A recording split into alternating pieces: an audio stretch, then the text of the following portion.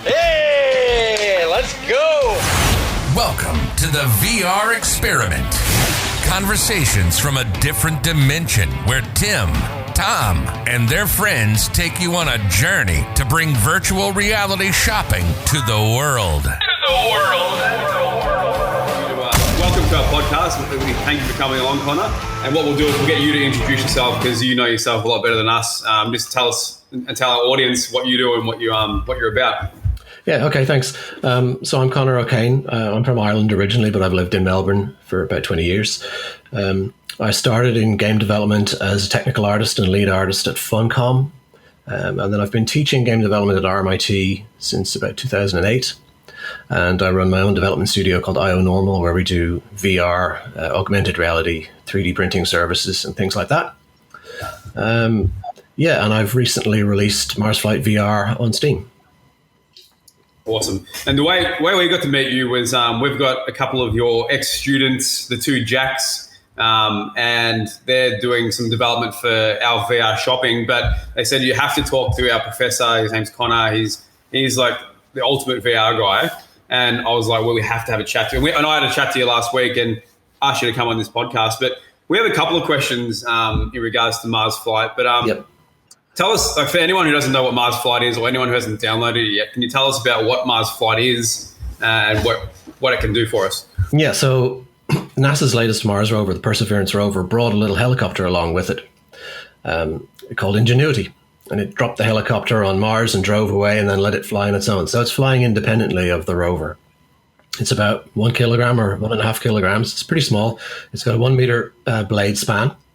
And it can fly for about 2 or 3 minutes on battery, and then it has to rest and charge up on solar power. So it's the first flight of a heavier than air vehicle or helicopter on another planet. And I thought it would be very cool to simulate it in VR so people could see what it looks like, see where the landing site is. And in particular, to simulate Jezero Crater, the landing site of the current rover, because it's a lake bed. It's a 4 billion year old lake bed, which is a very good spot to search for fossils. And most people aren't aware that we have helicopters on Mars, but also most people aren't even aware that there were lakes on Mars. And so if you put the two together in VR and you put people in a lake bed on Mars, it's very eye-opening. It alters your experience of what you think is out there in the universe. So exploring for fossils in a river delta on the edge of a lake on Mars, in VR, it becomes more real. Do you know what I mean? You get a sense of scale, a sense of place. It's not just like a typical video game where it's on a flat screen. You realize this is a real place and astronauts could go there someday. And so how do you go from being, I assume you're obsessed with Mars just in general, but how do you go from working in the VR space, loving VR, loving Mars and going, you know what, I'm going to actually do this? How do you go from actually thinking about it to getting it funded and like building it? Like, how did you get to that space? Yeah, it didn't come out of nowhere. I had been working on, I've been working with the Unity game engine, making games for a long time and teaching Unity games. And my previous game was called Ice Caves of Europa. It was a science fiction game where you explore Europa. So obviously I'm continuing the theme of planetary exploration here. But I'm also independently interested in helicopter simulation and flying radio-controlled helicopters. So I had written a small helicopter sim in my spare time, and I thought I might just put this together with the idea of exploring Mars and simulate NASA's actual vehicle. I thought it would be good to tie it in. Rather than just doing a science fiction game, I thought I'd simulate the real helicopter because the reality is even more amazing than science fiction in some ways. You know, flying a real helicopter on Mars remotely is pretty amazing. The fact that we can do that now is amazing. So I thought it would make a good target for a VR experience. And so it didn't come out of nowhere. I've been making VR games. I've been making Unity games. I had an interest in planetary exploration, and they all kind of came together. And I actually developed the game over the last 2 years and released it before the rover arrived. And I had it in early access for a while I gradually added features. And now after the rover has arrived and the helicopter has flown, I've put the game out on full release on Steam. And how's it going downloads-wise and like feedback from people? How's that going so far? There's been quite a few requests to support the unusual controllers that helicopter simulation players like. So helicopter sim players like to fly with flight sticks and throttles and their full cockpit setup. So I've been putting in controls for what are called HOTAS systems, where you have your hands on the throttle and the stick and you fly it that way. Initially, it just supported game pads like the Xbox and the PlayStation controller, but I've added in support for helicopter controls. Yeah, wow. And so when you decided you were going to do it, was the idea to get funding, or were you going to do it yourself with your own funding, or how did it work in regards to pricing and that kind of stuff?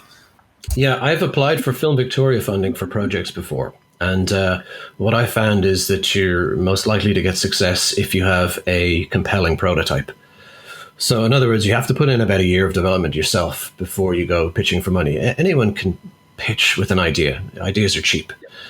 So you can take an idea to somebody and say, I promise you I can do this, give me a load of money. But you're more likely to get the money if you show them you can do it and say, give me the money to make it better, right? So I make the prototype myself using my own funds, which basically comes from my freelance work and my teaching. Then I go to Film Victoria and say, look, I've made the prototype. I can show you that it's going to work. Can I have some money for promotion and release and polish and trailers and maybe hiring voice actors and extra things like that, you see? So I'm not asking for the budget for the full thing. I'm putting up the money up front to show that I have confidence in it. And so I did that. I went to Film Victoria with the prototype and said, I would love to show this at the Mars Society convention. So there is a Mars Society, which is a group of engineers and astronauts and nerds who meet up and talk about colonizing Mars. The plan for the Mars Society is to get human colonization of Mars happening soon. Yeah. And so they met in October in 2019 in LA, and Film Victoria paid for me to go there, show the game to the NASA engineers. They played it. I got to show it to the head of the Mars Society, Robert Zubrin, who played it, and got feedback from them. And I got some very interesting technical feedback from many of the engineers about the atmospheric density and the properties of the helicopter, so I was able to make it more accurate. Wow. And was Elon Musk at that convention? No, he was not. No, he wasn't. He gave a speech remotely, so he didn't attend in person, but he did give the keynote speech at the dinner. Yeah.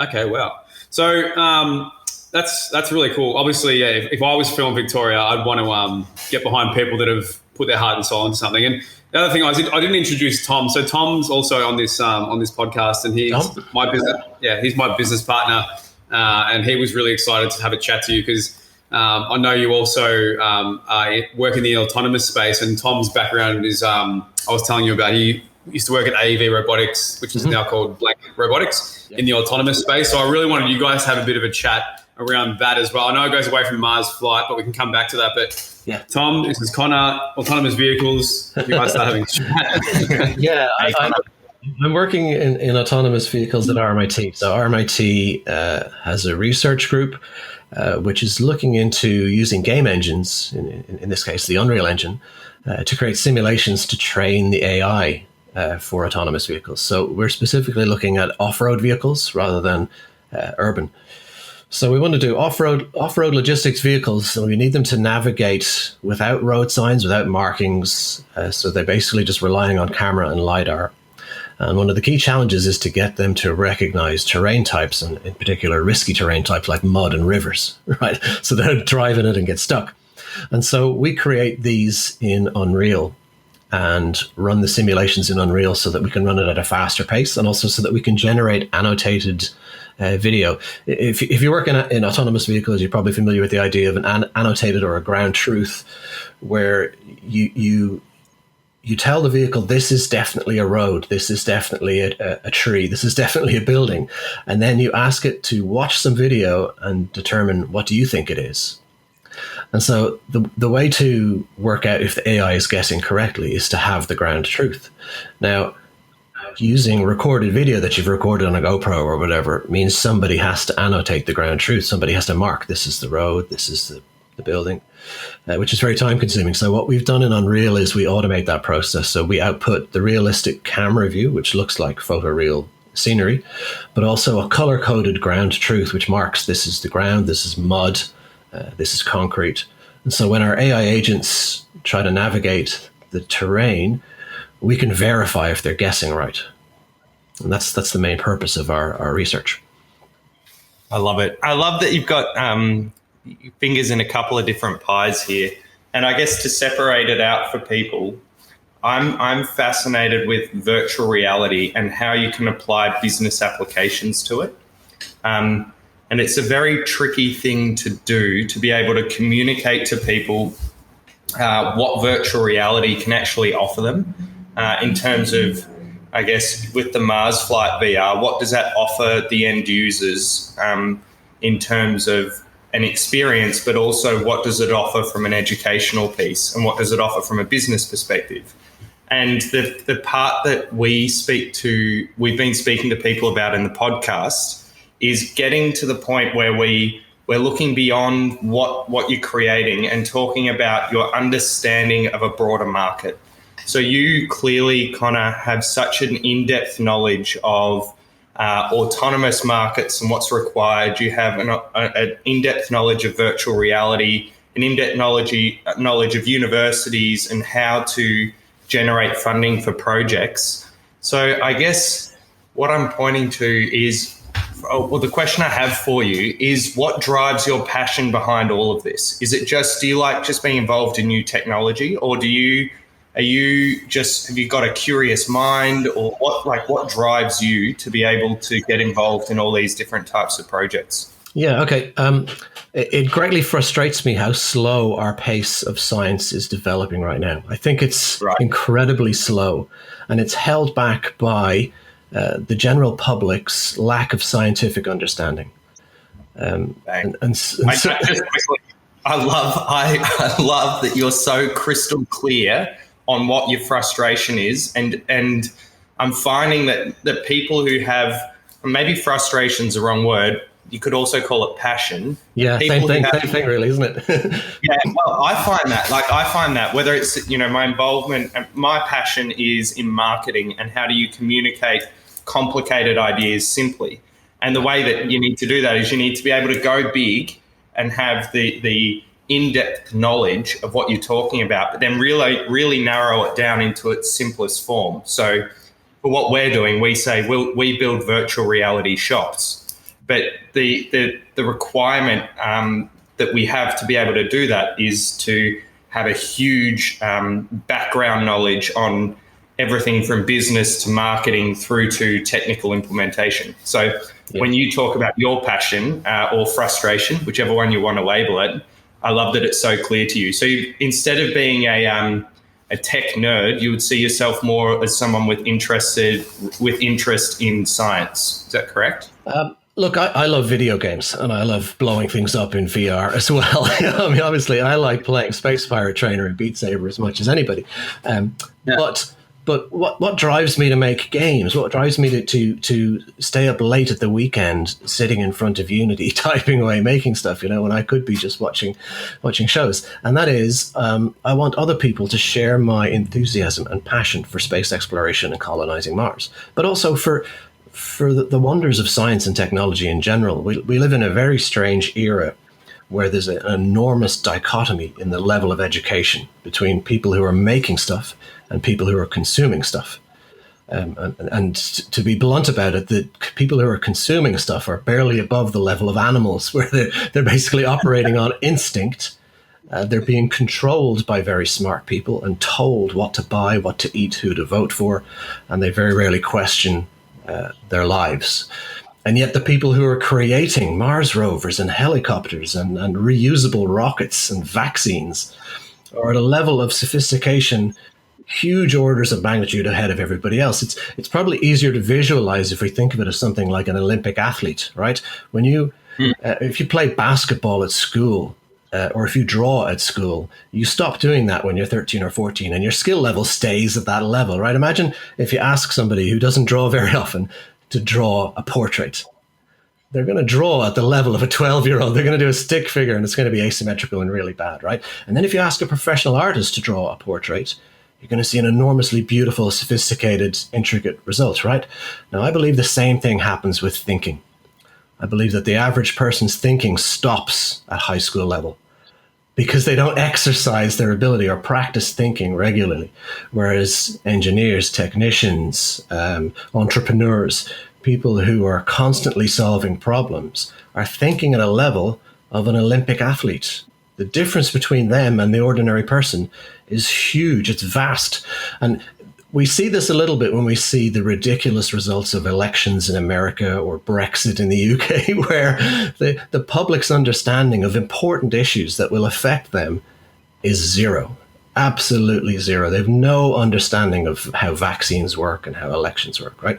Now, I think VR is a great opportunity for showing people the complexities and the wonder of science in a simple and intuitive and impressive way. And you're seeing VR as a medium for marketing. I think what's key here is that VR is a new medium. And new media give you an opportunity to show things in a new way, which hopefully will engage people and get them to learn.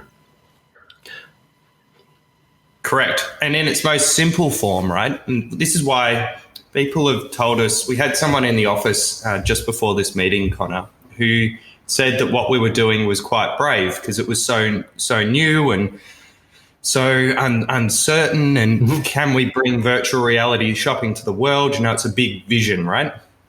And we said to him that it's actually, for us, it's so logical because when you look at it, this is just another channel in the same way that websites, when they were first created, were just another channel. Now, that doesn't mean it's not powerful, though. And we have to switch between these two different mindsets. The one mindset is being able to simply explain what we're doing in a way that everyone understands it. And the other mindset is to go into that level of thinking that really hurts. Like I use the word hurts, but when you really think about how to solve all these problems, it does. It's a painful, mind-bending experience. And I guess I like that, and not everyone hears this in the podcast, but I bang on about it all the time. I like listening to people who are able to think that big picture and then also execute. But honestly, sorry, go on. Yeah, I recognize that you need both to get stuff done. You need people who are technically minded and who have a craft, who are capable of creating their craft, you know what I mean? But then you also need the directors with the giant ideas. It's great. It's great when a team comes together with all of those because then you get interesting results. Well, my background's in public relations as well. And I worked for a company called Edelman, which is the biggest public relations company in the world. And the thing that I got exposure to a lot of different clients, and something that I found pretty amazing was that sometimes the most intelligent and most skilled people I spoke with also struggled to get their message across in a simple way, right? Because they couldn't necessarily narrow it down into a really complicated idea into a really simple form. And people who can do that can produce really good results. But when you were talking about this being another medium, it's something that scientists struggle to do in general as well, is to take these big ideas like why is it potentially important to go to Mars? Why are vaccines important for or not important for human development? And then just drill it into a really clear, succinct message. So I guess where I'm going to go with this is to say to you, if you were to describe, because there are very basic questions that I still struggle to explain to people. So if you were to describe what is virtual reality in a way that anyone could understand without having a headset, how would you go about doing it? Yeah, well, you've put in a critical caveat there without having a headset, because I would avoid that completely. In order to show somebody what VR is, I would put a VR headset on them. I would not. Okay. I would not accept the challenge without having a headset. It's a little bit like telling a person, tell them what cinema is without taking them to the cinema, and you're going to get something like Plato's, illusion of the cave. You're going to get a very primitive description. So my first step would always be put a good quality VR headset on them, not an older one, and put them in an intuitive experience like Beat Saber. or perhaps a passive experience like the Blue, where they get to just watch whales floating around. You cannot convey the sense of wonder that VR gives you through speech. You have to put the headset on. Do you disagree? I don't disagree on it, but I have another question for you, because I reckon there's a way of doing it, because we have this challenge a lot, and we can't necessarily put headsets on every single person in the world. Eventually that will happen, but I assume, Connor, you've never been to Mars. Yeah, true. Nobody has yet. I know you're part of that secret Mars group, so you might have been there. But you've never been to Mars, but you absolutely are fascinated and you believe that it's there. So obviously you do that because you've seen videos and you've seen film and you've seen images of it. So maybe there is another way of us showcasing VR with imagery and videos. I know it's so hard to get reaction videos, showing people's reactions to VR for the first time is very powerful. And in particular, I've seen older people taken to their place of birth in Google Earth VR, and they tear up. They tear up and they get emotional, because it's not the same as looking at a photograph. You show an old person a photograph of their house they grew up in, and they go, "Oh, that's lovely," or "I remember the dog I had," and "I remember the horse," or whatever, right? But you put them in VR and let them fly around, and they start to cry. And why does that happen? Because VR triggers very vivid memories. They feel like they're there.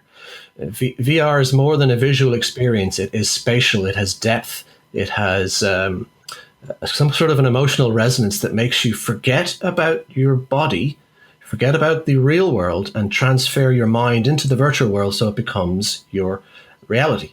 The virtual reality becomes your brain's actual reality. And this is extremely powerful for children. If you've ever seen a child in VR, you probably recognize the health hazard, because they're very likely to hurt themselves. When you put a child in VR, they completely forget about their physical form. Their mind transfers into the virtual landscape, and they are there. And they will run around and hurt themselves in real life. You've got to chaperone them very carefully so they don't hurt themselves. So VR has... Yeah, go ahead. I was just going to say, there's the physical aspect to it, and there's also the emotional aspect that, and I've talked with a couple of people about this, but the idea of what is reality, and I'm not a psychologist, but I've found it that when I've really gone deep into VR and then you come out of it, you have this moment where you almost have to readjust your orientation and remind yourself of where you are. And games on a PlayStation, right?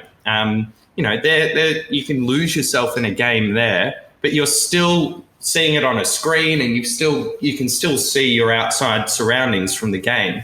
But you put on a virtual reality headset, and that immersion is so powerful, which for us is why it's so logical that VR shopping will be a more powerful and immersive experience than a website experience because of that process. But if, I guess, using your words, and I'm going to go back to it, even though you're very clever in saying the only way you can describe what virtual reality is putting a headset on it, is putting a headset on. If you were to describe it to someone who's never done it before, how would you do that in the most simple way possible?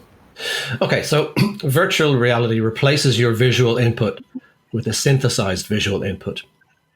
And if the quality of that synthesized input is reasonably high, and if the refresh rate is reasonably fast, your brain can accept it as real. Your brain can accept it and simply say, I don't see this as a video game or a simulation. I accept this as a new input, and I'm now willing to be in this space. So you can replace a person's environment with a synthetic environment and have their brain accept it.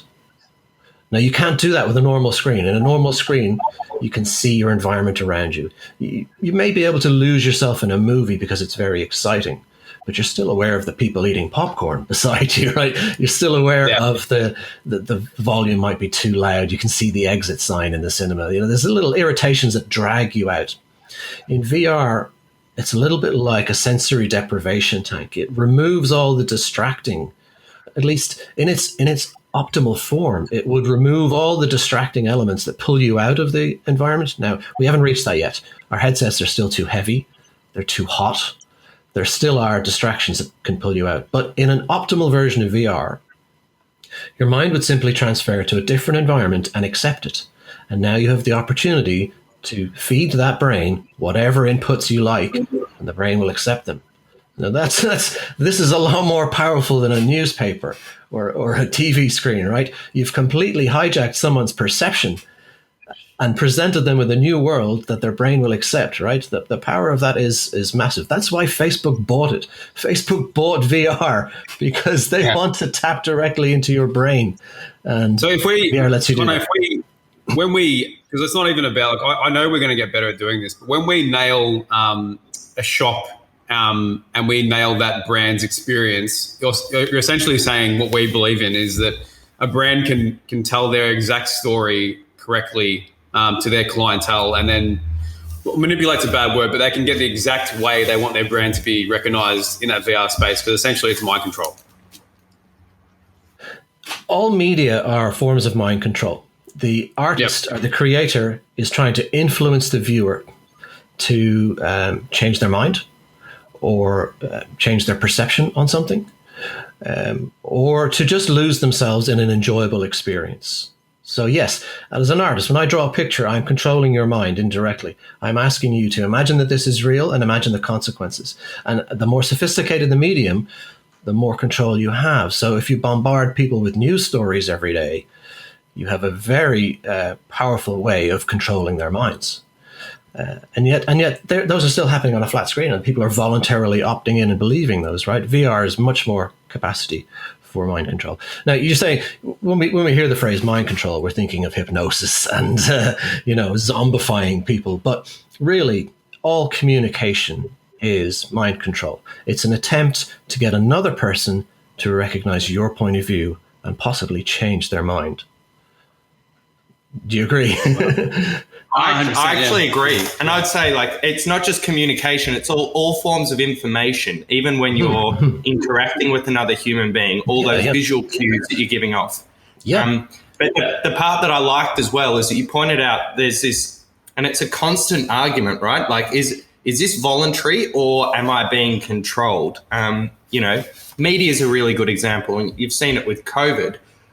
The amount of press that's come out and the effect that has on people is huge, and at the same time arguably important in terms of being able to communicate to a mass audience. So it's and as I'm saying this, I'm looking at your Mars Flight VR image, and at the bottom it has developed with the assistance of the Victorian state government, and there's someone who's every Victorian. So Victoria is a state in Australia, and we've had over 100 days of lockdown in the last year. And every Victorian knows the impact of the lockdown, the impact of legislation, and also, if you're clued into it, the impact of communication and the way that people talk about what's happening and the effect that can have on people is phenomenal. It's really powerful. Yeah. And the extension of that we're exploring is what's the effect of virtual reality? What effect will that have on people? Yeah. And what's our role going to be in that? And it's a really exciting and also sometimes frightening conversation to look at when you're aware of the implications of it. Yeah, you mentioned before that people have reacted to your pitches by saying that you're brave or that you're optimistic. And I think that's because VR is a new medium. But you see the same pattern in all new media when they emerge. If we look at cinema, for example, the first people to use a new medium are the engineers, the inventors who discover it, the tinkerers, right? But immediately after them come the artists. So before the general public get their hands on anything, so the very first films that were shown were special effects films. They were magic tricks, trains running people over, dual exposures. Artists immediately started to think, how can I mess with people's heads with this medium, right? I mean, you saw the same thing in VR. In the 80s and 90s, the first people using VR when it was low resolution and low fidelity were just the engineers. The public were not interested. Now with the new generation of modern lightweight headsets, we see the artists getting involved. So we see things like the Planck experience, where you trick people into thinking they're up on a very tall skyscraper, right? We're basically repeating the visual tricks that cinema did 120 years ago, right? We're doing them again in VR, right? But who comes after the artists? Commerce. Commerce comes after the art. So first you get the engineers. And it was the same with radio. It was the same with every other medium. The third phase for VR, now that the artists have had their fun, is commercializing it. And so you are in this phase now. You've realized this phase is beginning, but you're the first bunch. We're still in the crossover between the artists and the commercial. And let me tell you, releasing a VR game, you're not going to make a lot of money because the VR marketplace is not as big as the console or the PC marketplace. Yeah. So it's still in the phase of experimentation and artists. So the business phase has not fully emerged yet. We're right on the beginning of that. That's why Facebook are getting in now. That's why some companies are reluctant as well. You must have noticed, Microsoft have been very slow to get into VR. They haven't put it on their console. The sales of the Windows MR headsets are not being aggressively pushed. Microsoft's taking a wait and see approach because they know that it's not yet in the commercial phase. They're going to wait and see till the headsets get lighter and cooler and cheaper. Cooler, I mean in temperature. Yeah, I was going to say, you can't get any cooler. Come on. Yeah. So, but people are recognizing that you're the pioneers. You're the first people in this space, and that is risky. It's risky in that it may fail, but with high risk comes a high potential for reward. If you get in first and nail it, then you've got a huge potential for reward. I'd like to come back to another point you made as well earlier, Tom, which is that scientists often do a very poor job of communicating what they're trying to do, and that VR may be a good medium for doing this. And that's one of the reasons why I make science advocacy games, because NASA didn't make it. NASA should have made this. It's not enough to send a helicopter to Mars. You've got to show everybody the helicopter on Mars so that they'll fund the next one. You see what I mean? And so communicating what you've done is hugely important. It's not enough to launch a successful product. You've got to tell everybody why it's successful and get them to buy it. And scientists don't look at their work as products. They should. They should be trying to sell their products to the public, to get the public interested. And I think VR is a much bigger step up. The step from radio to cinema is pretty compelling. The addition of touchscreens was very compelling too. There was a new medium that happened 20 years ago. Touchscreens arrived, well, more like 15 years ago, which allowed all these new gestures that are now part of our understanding of how we interact with media. Pinch to zoom and flicking to scroll. These things didn't exist until touchscreens came along. We're still solving the interaction paradigm for VR. We haven't quite worked out yet what's the best way to pick up a ball and throw it in VR. Do I use a trigger? Do I use my fingers? Is it okay to use a controller or a mouse? We're still figuring all that out. Ultimately, it would be great if we don't need any devices, but we still need input devices. Yeah. So yeah, we're at an early stage where we've yet to solve all these UI problems. Interestingly, I think Microsoft's Kinect device, you remember the Kinect on the Xbox, which used to point the camera at the users.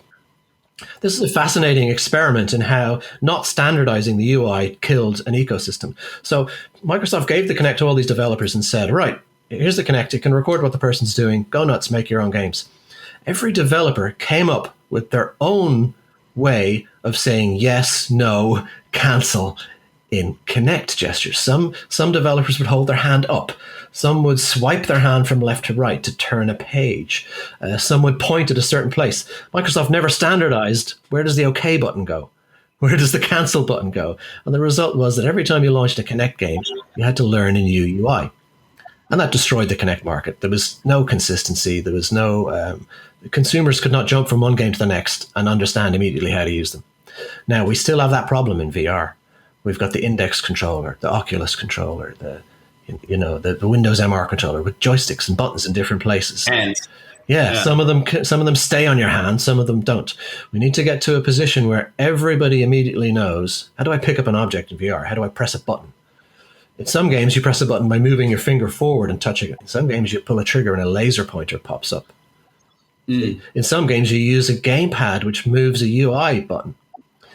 We need to standardize those. Those needs to become completely standard so that a baby can go into VR and know what they're doing. If you give a baby an iPhone, they will scroll. And you may have seen, there's a funny video where somebody gives a baby their Nintendo DS and the baby tries to scroll and it doesn't work. They're extremely frustrated, right? Like, what the hell's wrong with this device, But we need to get that, once we get to that stage in VR where all devices are standardized, all inputs are standardized, anyone can put on a headset and understand it. Now you're at the point where you can mass market. It's interesting you say this, Connor, because something that we spent quite a lot of time working on was how do we reimagine the shopping experience within the virtual reality landscape? So what I mean by that is, how do we create an immersive website? Mm-hmm. What does that look like?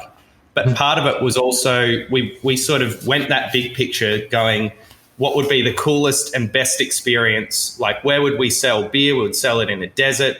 How would you gamify it? How would you add all these exciting technologies? Yeah. And then how would you buy it? And we talked about, you pick up a beer can and maybe you would, throw it into your arm, and then that would be your shopping basket. Or you would have a basket in the distance and you could throw it in there. Or we had lots of different ideas. And then we showed people and they said, but we don't understand. It's not. So what we had to do then was we actually, and this is where I found the beauty of simplifying things kicks in. We then said, okay, virtual reality shops are the evolution of websites. So we still need to, and you don't know this, Connor, but my background's website development, same with Tim. We've both worked in web agencies. We needed to build this experience out to look like a website. So you have the can, which you can engage with. Yeah, by the way, I should mention I've played this because Jack sent me a Windows build, and I've played this the other day. So I've seen you have this bland storefront where everything's gray, and it dissolves away with a very nice visual effect into the desert. And I must say, I was able to play it because I'm familiar with VR experiences. So I was able to teleport over and pick up the beer. But I can see what you're saying is that some people who are new to VR may have struggled with understanding the user interface. Is that right? Yeah. Well, yeah, most people have actually, the experience that you've been in, most people have been able to understand that and pick that up quite well. But that was still right on the edge of what we wanted to do. The very beginning of really what's possible in virtual reality, which is limitless when you understand that, which, based on what you said before, you do. But what you will also notice is that people who are experienced in VR have gone into that experience, and the feedback they've given us is, well, it's not that special. It's not that interactive. And the answer is no, it's not. And it's not that interactive on purpose, because we want to be able to communicate to people that this is an evolution of a website. But the future state of this has the power to be so engaging because you can do whatever you want. You can buy in new and unique ways that haven't even been imagined yet. And that's what actually, that's what really excites me, because then you can turn shopping into an experience that is phenomenal, and people will actually enjoy and get pleasure out of doing their shopping. I think that's an important thing that you've mentioned there, is the pleasure of shopping, because in my experience as a consumer, not all shopping is the same. Some shopping experiences I want to be pleasurable, and I want to be immersive and engaging, and some are inconvenience and I want them to be quick. Now, for those products where I just want to buy it and get back to what I'm doing, a website is actually a really good interface because I can add to the cart, click buy. But there are times when I'm shopping, and you may not consider browsing Kickstarter as shopping, but let's give an example. Let's say I'm browsing Kickstarter and I see a board game that I quite like. Now, unlike the Kohl's Express shopping experience, if I'm shopping on the Kohl's website, I want that to be as fast as possible. I want to get off that website in 2 minutes. So unlike that, when I'm buying a board game, I want to watch YouTube videos. I want to see close-up photos of the pieces. I want to see behind the scenes. I'd love to see a Let's Play. And I'd love to see people who didn't make the board game playing the board game. You see what I mean? This is a shopping experience where I've put aside an hour, right? And I'm going to enjoy this hour. And I know I'm going to buy this thing, but I want to just enjoy it for a while first, right? In my opinion, this is the target for a VR shopping experience. because the person has already said, I'm going to put an hour into this. If I have to download something, that's okay. What does VR bring to a shopping experience that the web doesn't? And the answer is three-dimensionality, the ability to assess scale and color and shape in a much more immersive way. If I was selling a board game, a VR prototype or a VR walkthrough would be very compelling. The next thing is that people who are buying board games are spending $200.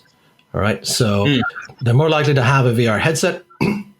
They're more likely to consider the purchase carefully. You know, it's not just a cheap product.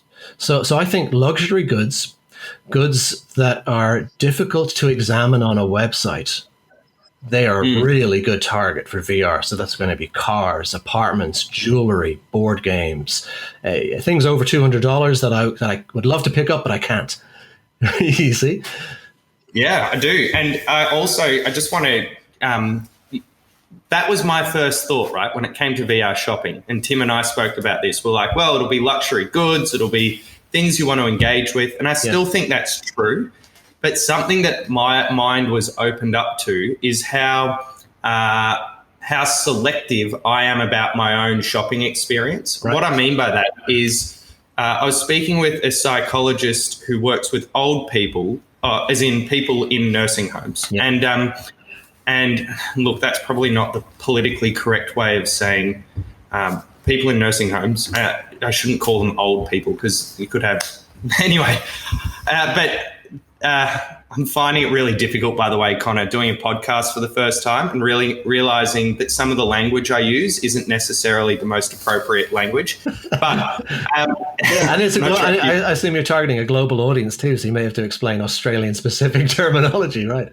Yes. Yeah, correct. But also just making sure that I'm not offensive. But the point that was made to me, I said, you know, shopping, you just want to do it as quickly as possible. And this person said to me, well, I've been interviewing people in nursing homes, and what they've found is they can get product to their home quickly with a website, but they don't care about it. They don't want to do that. But what they miss is being able to go into a shop and browse the aisles. Yes. So what for me is a boring shopping experience, for someone else might be a beautiful,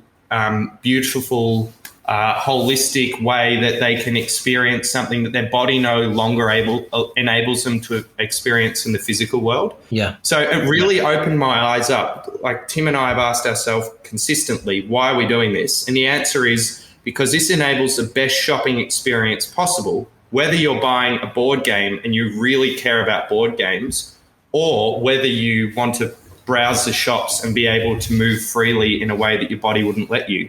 Yeah. Or whether you're just someone who loves checking out for a while and wandering the aisles. Like I grew up down in the country, and people where I grew up used to talk about loving going to Chadstone.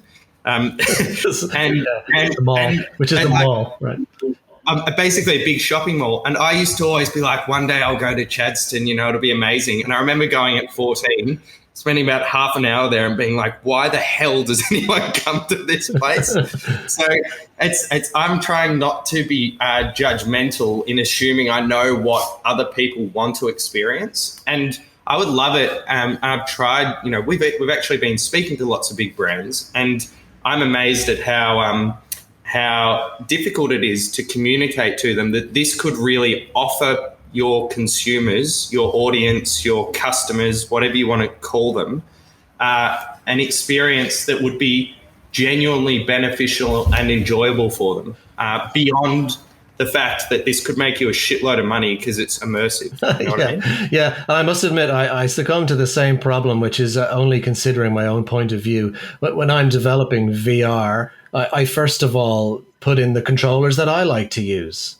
And then I find other people's requests for control schemes to be irritating. You know, I'm like, why would you want to use that? That's annoying, you know.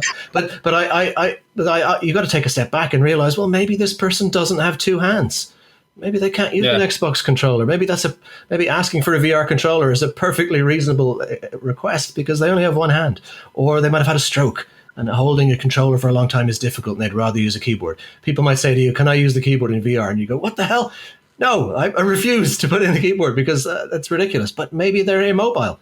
Maybe they can't stand up. and do VR. And having a keyboard, they're going to take the headset off and look at the keyboard and put it back on. And you've got to accommodate your users. And I do the same thing. I think of the users as myself, but you've got to step back and realize, no, users are very diverse and they have different abilities. And in fact, one of the most successful applications of VR so far has been in hospitals. VR has found a really applicable niche in treatment of pain. And so burns victims have to have their dressings changed every day. And they have to have this done without anesthetic, because otherwise they'd be on anesthetic all the time and the effects would no longer work. And eventually you just have to put them in a coma, which sometimes they do. But if you can imagine you're having to have dressings changed every day and it's incredibly painful and they can't give you painkillers, they can put you in VR. And what they found is that people can last 50% longer. They can have their dressings changed for an hour instead of 45 minutes if they're playing a VR game. And in particular, they put them in VR games involving snowballs and ice skating and snow fights and anything cooling. And you see what I mean? They put their brain in a cooling environment and they replace the pain with soothing, cold experiences. I think that's fascinating. I'm not developing medical VR, but it shows you that the applications depend a lot on the customer's needs. Yeah, and it's almost, I'm aware of time as well, Conor, so it's probably a beautiful point to sort of wrap up the conversation. But I think that that last part of the conversation is the most exciting part for me, because our audience and the people we really want to target are brand managers, are marketing managers, are business owners. And what I am trying to get across to them is if you really think about the end user of this technology, it's a no-brainer to consider virtual reality, especially as the headset adoption rates are going up, because it is in its simplest form another medium, a new medium that is powerful, that has the chance to really engage people in the best shopping experience possible, regardless of their limitations. So, yeah, I really appreciate everything you shared with us today, and it's been really good to meet you. Thanks very much. Yeah, great. Conor, for people who are considering downloading Mars Flight, have you got any lot of call to actions, like, you got to fly in that thin Martian atmosphere, or have you got people who are like, I'll put it on my wish list, but I'm not ready to buy yet? What would you say to those people? One of the key features of the game is that it's not just some imaginary place on Mars. I've actually downloaded the satellite data of the landing site. It's accurate to 30 centimeters. So you're seeing the actual topology that the rover is in, and you can fly over to the river delta and explore it before the rover gets there. And in fact, the rover will only see a tiny part of it. I've been flying around this river delta for the last year, and I know it very well because I've been playing it in VR. So you can see a slice of Mars that's actually there and is real, and the rover is going to drive over to it over the course of the next year. To me, that is compelling enough. If you find that interesting, go and download it. And there's racing as well in there. You can do races as well. Of course. And there's other to appeal to the general gamer public, I've put in races with Steam leaderboards, and also there's photography missions. So one of the purposes of the helicopter is to investigate, can we fly ahead of the rover and photograph the landscape so that we can plan the rover's path, because it moves very slowly. So I've put the same gameplay in the game. You can fly over to certain locations, take a photograph, and it will time you how quickly you do it, because the helicopter has a limited battery life. And if NASA is listening, when they want to develop their next thing, should they be calling you straight up, or should they have their own internal team? No, I like the freedom of not having a publisher, actually. By developing it myself, I'm free to include or exclude whatever I care about and whatever I find interesting. So I think we'll probably continue to work in parallel. I think they'll do the amazing technological advances. I'll focus on the public art. Awesome. All right. Well, thanks so much for your time, Conor. And we really appreciate it. And I look forward to giving you an update on what we're doing on our side, and any feedback, and maybe asking you potentially about how we could get some funding from Film Victoria as well. Yeah, that sounds good. Yeah, thanks for having me. Thank you. All right, our pleasure. Let's go. See ya. Bye.